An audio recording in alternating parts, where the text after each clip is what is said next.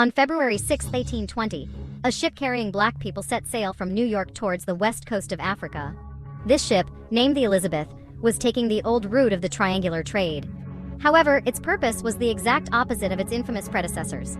The Elizabeth was on a mission to return freed African Americans to Africa and establish a heaven on earth modeled after the American system. This country would later be called Liberia. But 200 years later, instead of prospering, Liberia, despite its attempt to replicate the American system, remains one of the poorest countries in Africa. What is the root cause of Liberia's failure? Is it the failure of the black people or the failure of the American system? To uncover the answer, let's go back to the founding of Liberia. Liberia's story began with the goodwill of Americans. At the beginning of the 19th century, with more and more black slaves gaining freedom in the northern United States, the side effects of emancipation became increasingly apparent.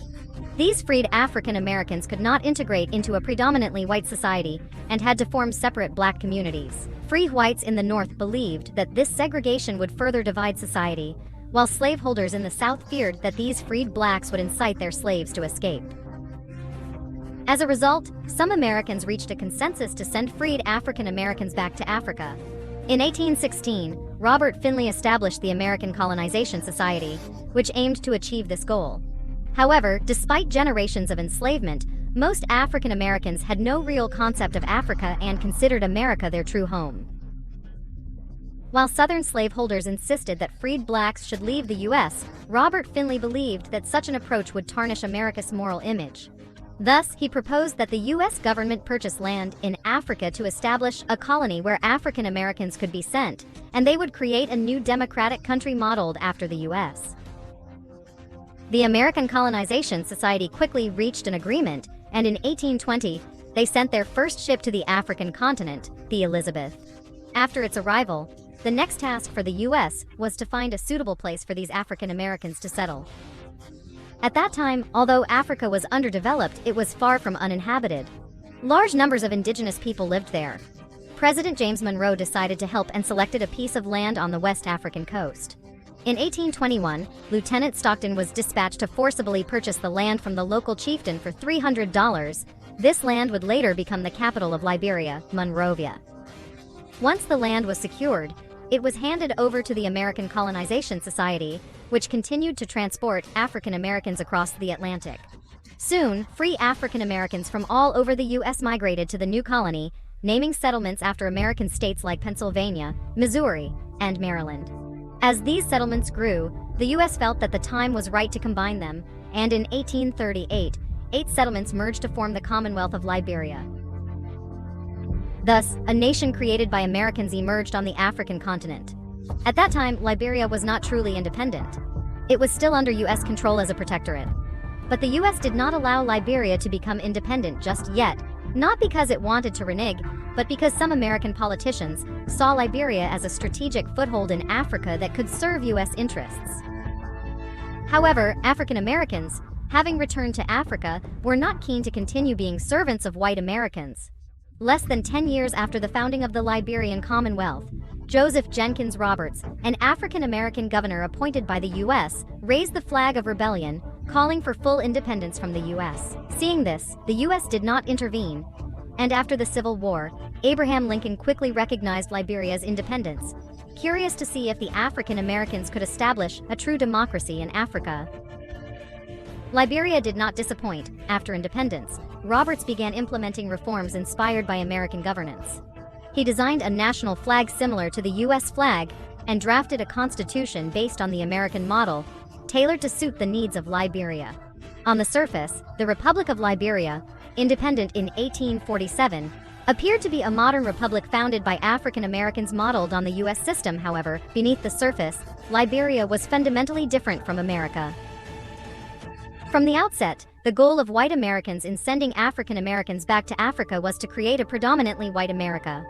But to the indigenous people of Liberia, the arrival of these African Americans was nothing short of a hostile takeover. From the American perspective, both African Americans and the indigenous West Africans were black, but to the indigenous people, these English-speaking, Christian African Americans were complete outsiders. What made matters worse was that these African Americans, upon returning to their ancestral homeland, made no attempt to integrate into African society. When Liberia became independent in 1847, they did indeed establish Africa's first democratic republic, modeled on the US system, but the democracy was only for the 13,000 African Americans. Tens of thousands of indigenous Africans living within Liberia's borders were completely excluded from its political life and were reduced to slaves in the new economy established by the American immigrants. From the time of independence in 1847, Liberia's first 20 presidents were all of African American descent. In 1869, the True Whig Party, founded by African Americans, dominated Liberian politics for 102 years. Outside of politics, African Americans, many of whom came from the U.S. South, even emulated white American slaveholders by establishing plantations in Liberia and forcibly enslaving the local indigenous population, creating a bizarre scenario in which blacks enslaved other blacks. Why did the indigenous population not revolt against this domination by African Americans? The truth is that, from our perspective, Liberia was a case of African Americans oppressing indigenous Africans.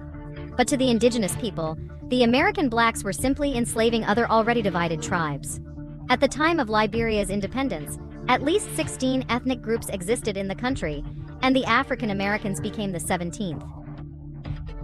Given the sheer number of ethnic groups and their historical conflicts, no single indigenous group had the strength to challenge the African Americans, who were supported by the U.S. to maintain their dominance. African Americans implemented policies that ultimately contributed to Liberia's long-lasting poverty. Although Liberia was Africa's first democratic country, its democracy was a facade. Yet, at least Liberia was on the path to becoming a modern state. However, African Americans in power knew that their dominance in Liberian politics was due to their exposure to American political values and their backing by the U.S. As a result, they were highly reluctant to share this knowledge with the indigenous population. It wasn't until 1860 that the first public university, the University of Liberia, was established with American support. Liberia's second public university wouldn't open until 147 years later, in 2009. As for compulsory education, the African Americans in control of the Liberian government were even less enthusiastic. Liberia's compulsory education system was largely non-functional, with poor teaching resources and underqualified teachers. The result is that even in the 21st century, half of Liberia's population is still illiterate. Illiteracy prevents people from participating in a modern economy, and even with American aid, Liberia has been unable to build a robust economic system in nearly 2 centuries. But the African Americans in Liberia cared little about whether the country prospered. Their main concern was maintaining their status as elites. As a result, the truth behind Liberia's democracy is that it was a facade, where a group of newcomers enslaved the indigenous population under the guise of democracy. The so-called democracy existed only within the circle of African Americans.